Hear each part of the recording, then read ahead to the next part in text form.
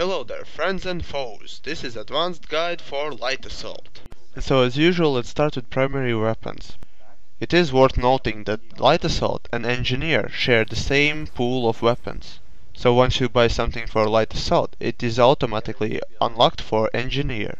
But Engineer has one weapon which he shares also with Heavy Assault, but not with Light Assault. It's called Eudolon. So there are two types of weapons you can choose for your Light Assault besides SMG. Those are carbines and shotguns. As a default, you get carbine called Solace VE3. This carbine doesn't really that much differ from all the other carbines out there you can choose for your Light Assault. And still I would suggest you to buy Solace SF, because this weapon is more customizable than any other, and primarily because this weapon can be equipped with grenade launcher. So there are two types of weapons you can choose for your Light Assault besides SMG. Those are carbines and shotguns. As a default, you get carbine called Solace VE3. This carbine doesn't really that much differ from all the other carbines out there you can choose for your Light Assault. And still I would suggest you to buy Solace SF, because this weapon is more customizable than any other, and primarily because this weapon can be equipped with grenade launcher. And so, moving on, just like your secondary weapon, you must choose your suit slot after the way you like to play. But there is also one unique suit slot which is only available for this class, and it's called Adrenaline Pump. This ability allows you to sprint faster than other classes. In this test, my friend who is not equipped with Adrenaline Pump, I give a head start in chasing game.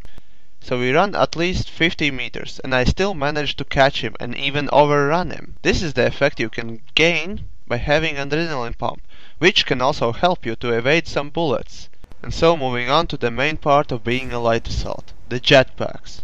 Of course, at this point there are only two jetpacks you can choose from, drifter jetpacks and jump jetpacks. By default you get jump jetpacks, which allows you to lift off from the ground and fly a certain amount of time until energy runs out. But drifter jetpacks allow you to maintain your height for a certain amount of time. Drifter jetpacks last longer than jump jets. I would strongly urge you to stay with your jump jets. First of all, just because you can lift off and get to unreachable places, and second of all, you can maintain the same effect with jump jets as with the drift jetpacks, only you won't be able to do that as long as drift jetpacks do. In video you can clearly see how easy it is for Light Assault with jump jets to get anywhere if given enough time. With jump jets, it's easier to evade enemy fire, since you're lifting off and therefore moving in 3D space, not in single plane. But once you're lifting off with your jump jets, it becomes quite hard to aim at enemies and even hit them. But I must note that grenade launcher doesn't lose its accuracy once you're lifting off, unlike other weapons that have bullets. And so we come to our last equipment piece, utility. For this slot you can equip your Light Assault either with medkits or C4. Just like Engineer and Medic. But for this class I strongly recommend you to choose C4. And here are a few strategy tips from me. Since Light Assault can reach almost any place, and is most mobile class out there, I consider this class a second stealth class, because you can surprise your enemy coming from anywhere. But I would like you to keep in mind this. Just like Infiltrator, you should engage your opponent from the back, to avoid unnecessary fire and damage of course. Your ability to move everywhere and get to any place allows you to flank your enemies very easy. Just like Infiltrator, to kill or to hide, don't forget to have height advantage. But remember not to stay at one place too long. First of all, if you're staying on high ground, it's easier for infiltrators and aircraft to spot you and therefore kill you. Most of the time, since the Light Assault can carry C4, they are the primary means of taking out enemy Sunderers. But with two C4s, it's not enough to kill even standard Sunderer, and that's where the grenade launcher comes in. If you use your both grenade launcher grenades and both C4s, you will be sure to kill enemy Sunderer unless somebody is fixing it. Or it is equipped with additional armor. When you're in biolabs, I would definitely recommend you to go as high as possible to gain more height advantage and be more aware of the battlefield that surrounds you. Also, C4 can be used as a mine or a trap for your enemy. Consider placing your C4 on the ceiling, because sometimes people check the ground or the walls, but never ceiling. So there's a great opportunity for your C4 to be undiscovered. Don't forget that C4 can be used also as a tank trap. You just need to place it in correct position and wait for your enemy to come. Also keep in mind that grenade from grenade launcher will not cook unless it has traveled a certain amount of distance. Which means the grenade will act as a slug from shotgun, only weaker if you shoot at your enemy from close range. Also remember there's no difference where you put your C4, the effect will be the same on the vehicle you are about to blow up.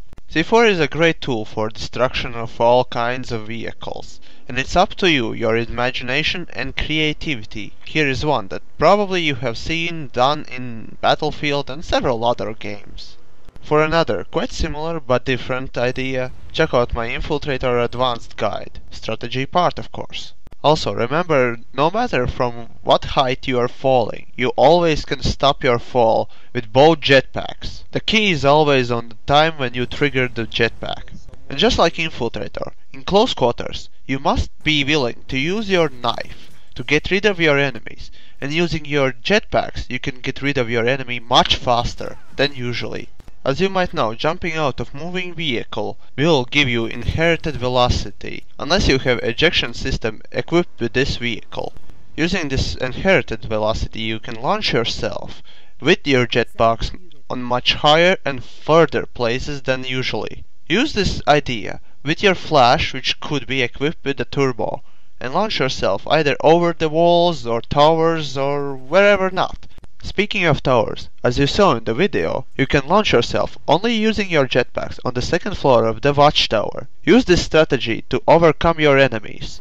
In case when you detonate your C4 and the vehicle you are trying to blow up does not blow up, but it is burning, stay with it and don't allow anybody to fix it, because the fire will eat vehicle itself. Since Light Assault can get to places where no other class can get and do it much faster, Light Assault is one of the best point capturers ever. Also, as a part of your job, your task is to take care of enemy sniper infiltrators.